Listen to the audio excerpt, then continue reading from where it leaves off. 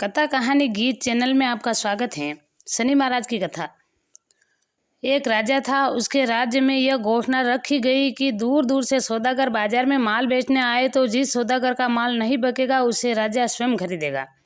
सौदागर प्रसन्न हो गए। जब किसी सौदागर का माल नहीं बिकता तो राजा के आदमी उसे उचित मूल्य देकर सारा माल खरीद लेते थे।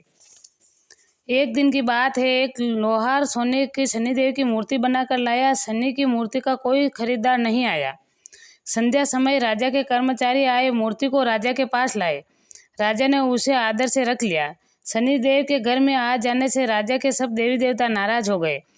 राज के अंधेरे में राजा ने एक तेजस्वी स्त्री को घर से जाते देखा। राजा ने उससे पूछा, तुम कौन हो? वह बोली कि मैं तो लक्ष्मी हूँ, तुम्हारे महलों में शनि का वास है, मैं यहाँ नहीं रह सकती।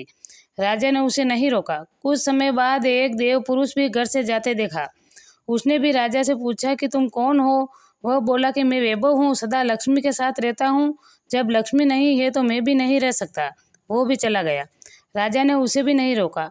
इसी प्रकार धीरे धीरे धर्म, धैर्य, क्षमा आदि सभी गुणों की एक एक करके चले गए।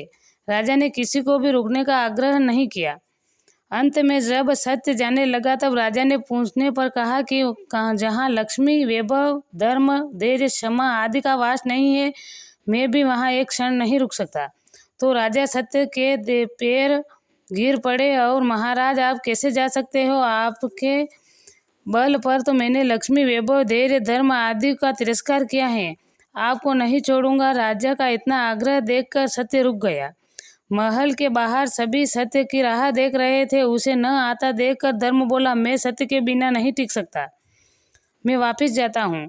धर्म के पीछे पीछे क्षमा, वैभव, लक्ष्मी सभी लौट आए तथा राजा के कहने लगे कि तुम्हारे सत्य प्रेम के कारण ही हमें लौटना पड़ा है। तुम जैसा राजा दुखी नहीं रह सकता। सत्य प्रेम के कारण लक्ष्मी व शनि एक साथ रहने लगे। जय शनिदेव की।